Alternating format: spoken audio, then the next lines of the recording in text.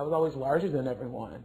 It was like not even like bigger. I was taller than everyone. I was 5'9" in 6th grade, which was just awful. I was always put on like random diets by adults who thought that I needed to lose weight. You know, it's like I don't think I should have ever tasted Slim Fast when I was in 8th grade, but instead of having a bowl of cereal and a piece of fruit, my grandmother would make me drink Slim Fast. Well, growing up, I just felt very alone. I didn't have anybody that I could talk to.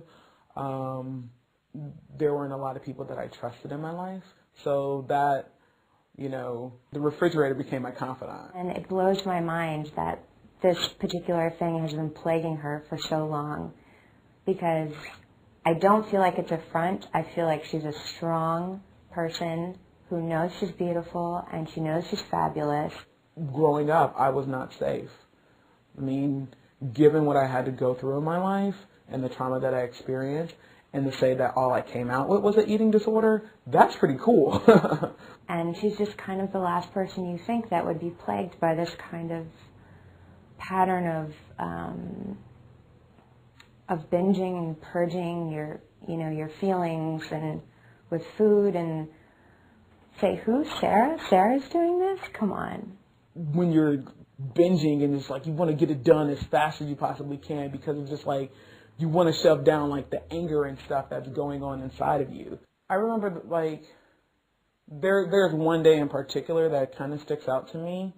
My brother had some friends over and they had been picking on me all day, and it just wore away at me so much. I was like, I was so angry, and it didn't matter if I yelled, you know, if I locked myself in my room, if I tried to ignore them.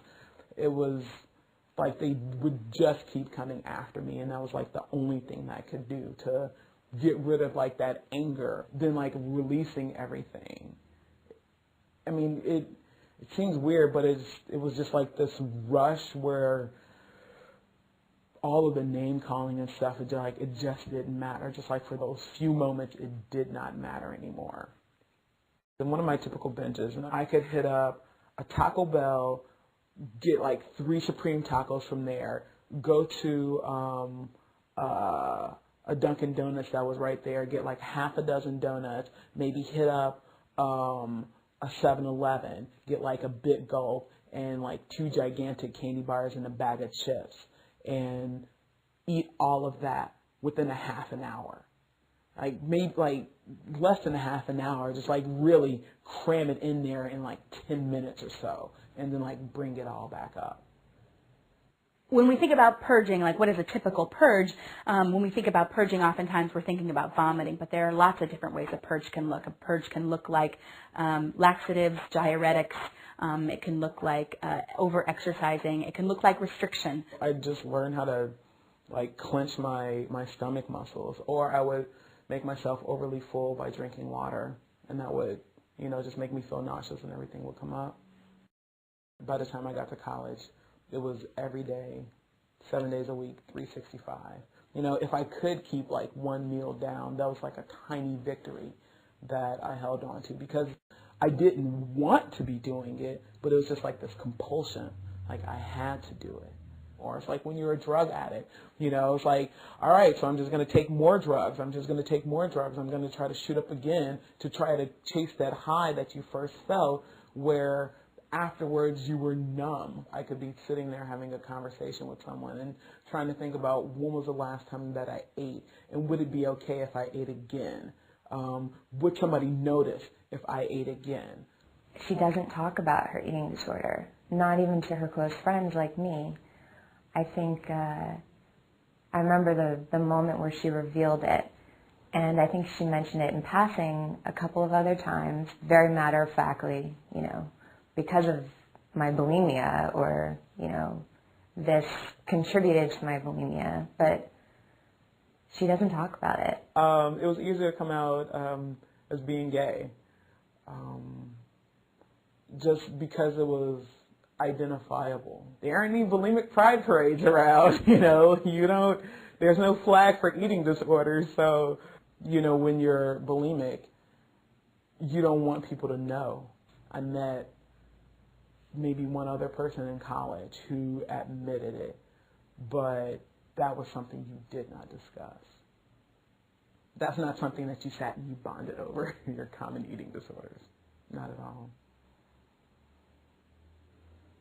I do see clients using food as love, using food as soothing, using food as an emotional, psychological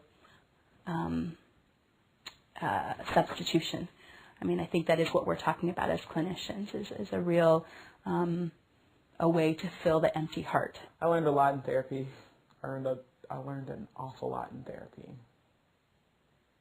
I've learned to put more value on myself and to really believe that I'm worth asking for what I need.